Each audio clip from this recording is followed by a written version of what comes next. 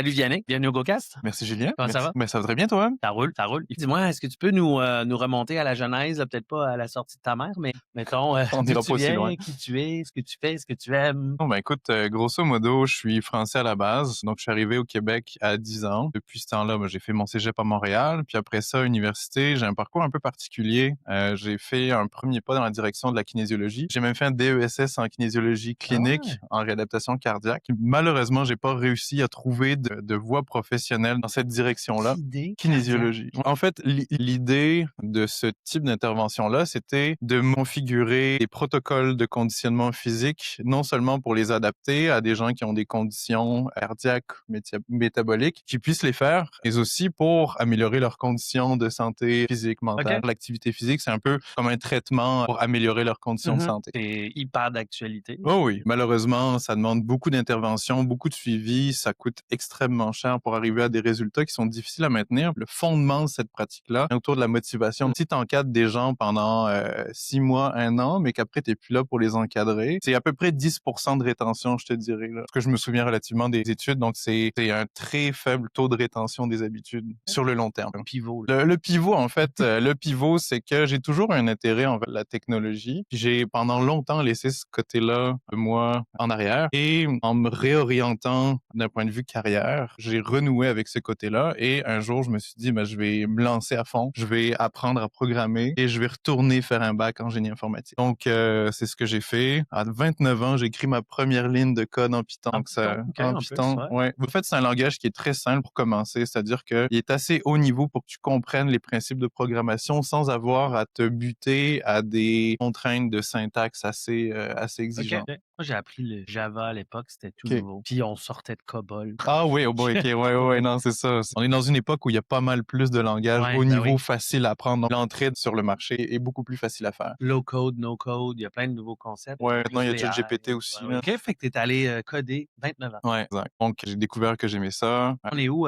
sans discrétion? Quel âge tu as, là? Là, j'ai 36. Puis, donc, j'ai fait un bac en génie informatique et on a la chance à Sherbrooke d'être exposé à plusieurs environnements de stage. C'est là que j'ai découvert différents milieux. Donc, le premier milieu dans lequel j'ai travaillé, c'est en Smart Grid, une compagnie à Granby qui s'appelle Trilliant Networks. Très belle équipe d'engineering. J'ai vraiment une belle expérience là-bas. Dans l'énergie ou Ouais, dans... Ouais. exact. En fait, les compteurs pour Hydro-Québec, eux, ont fait l'équivalent pour Hydro One. Et quand j'ai fait mon stage là-bas, j'ai travaillé sur un projet de debugging point-to-point. J'ai fait même un pitch de vente à Hydro One sur ce produit-là Ah à ce ouais, moment-là. C'était OK. vraiment, vraiment intéressant. Ouais, parce que c'est une portion importante de savoir combien consomme. Exact. Ouais. Et de gérer du smart grid, c'est vraiment fascinant parce que tu peux réduire la demande énergétique de manière Ouais, ouais, ils veulent significative. gérer Ouais. la latence, gérer le délestage, pardon. Ouais.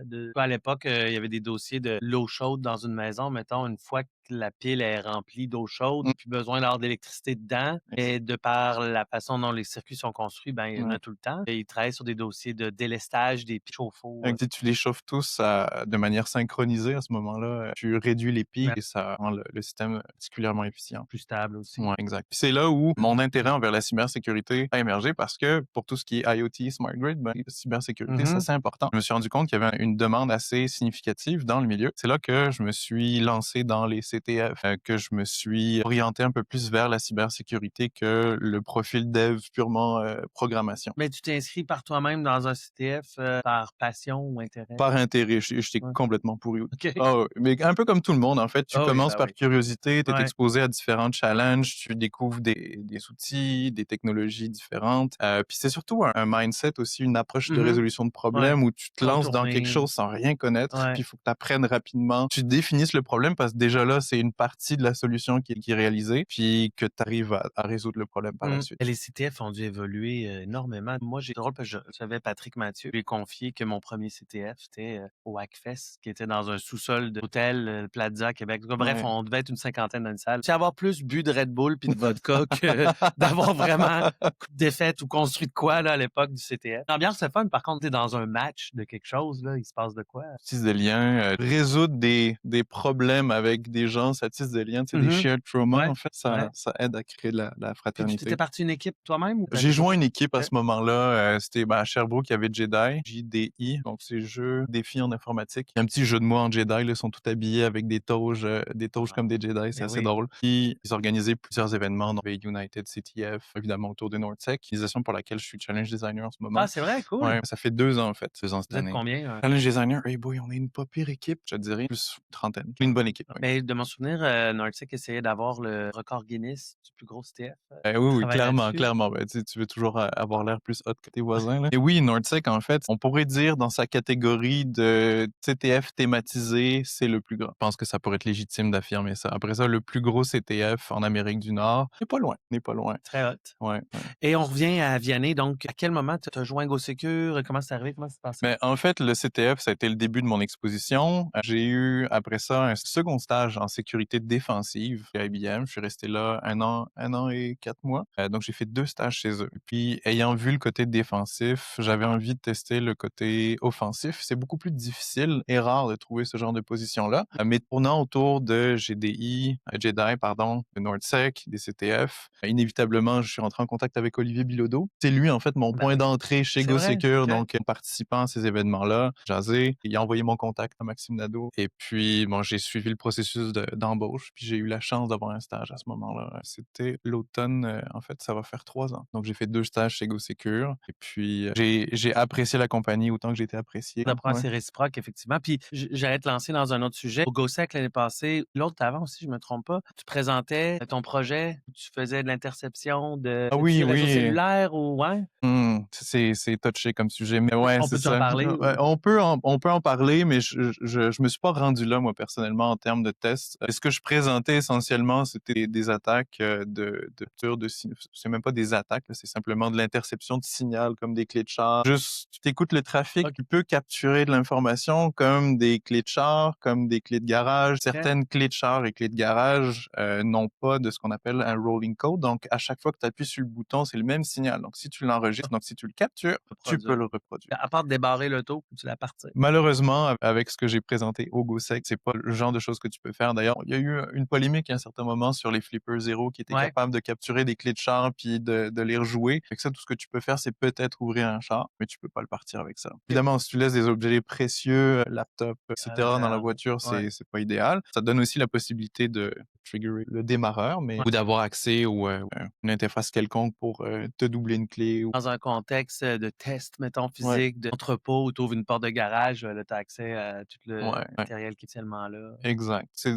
le genre de choses que j'ai déjà rapporté dans des tests physiques, ouais. Ben, ça m'amène à ma deuxième question. Qu'est-ce que tu fais chez GoSecure? C'est quoi ton day to day? Qu'est-ce que je fais chez GoSecure? En étant testeur, en fait, on a des mandats à peu près toutes les semaines. Donc, au courant de la semaine, on a une séquence d'étapes où on va, dépendamment si c'est un test web, test interne, etc. Le frame est un peu le même. On fait de l'énumération, on observe notre cible, puis les objectifs critiques qu'on doit atteindre. Et une fois qu'on a une idée de comment les exploiter, on lance certaines attaques. De fil en aiguille, c'est un cycle itératif essentiellement OK. parce qu'à chaque fois qu'on lance une attaque, on découvre essentiellement d'autres D'autres choses, ouais. vulnérabilités ou on a accès à notre Pivot, environnement, etc. Une journée typique dans mon cas, je fais ce que j'appelle mon 5 à 7, mais c'est pas le soir, c'est le matin. Donc, c'est un 5 à 7 où je vais lire, faire du hack the box sur un sujet sur lequel je vais me dédier pendant 1 à 4 mois, dépendamment tu te du lèves à cinq sujet. heures du matin? 4h30, OK. ouais. Mais je me couche assez tôt, donc Tu as une c'est bonne bon. routine Oh de oui, c'est ça, vie, exactement. café le matin, j'ai vu que tu buvais ton café noir, fait que c'est sûr que tu es faite, Ouais. musclée. Mais oui, en fait, contente d'un café jusqu'à peu près 11 heures le matin, puis je run là-dessus. Le midi, mon plus grand repas, Ah, quelque tu chose de léger dans pour les bien best dormir. practices, là, de la nutrition, c'est bon ça. Oui, C'est ça a l'air que c'est discutable, mais vraiment ouais. ça, les petits le matin, beaucoup le midi, peu le soir, ça Ouais. garde un homme en forme.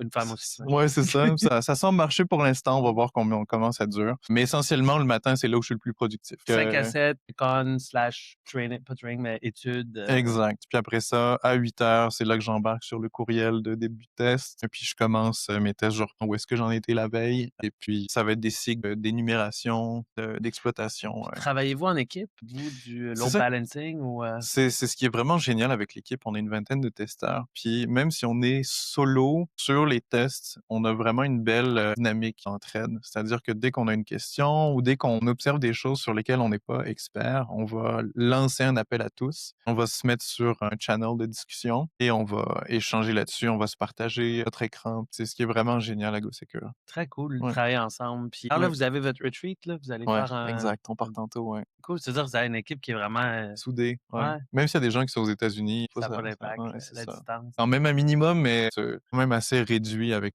les efforts qui sont mis pour inciter l'esprit d'équipe à Ouais, l'intérieur. Il y a pas juste le Pentest Retreat, il y a le party de Noël. Il y a aussi Maxime Nadeau qui met beaucoup d'efforts à ce que chaque mois, on ait un vendredi qui nous permet de nous rassembler puis de partager quelque chose qui nous passionne, qui est pas nécessairement de lien oui, avec je le me souviens de travail. ça, On c'est appelle ça cool. la FICA. Donc on se ramasse, des trucs à grignoter, puis chacun à notre tour, on présente Un sur un truc sujet qui passionnant. nous passionne, ouais.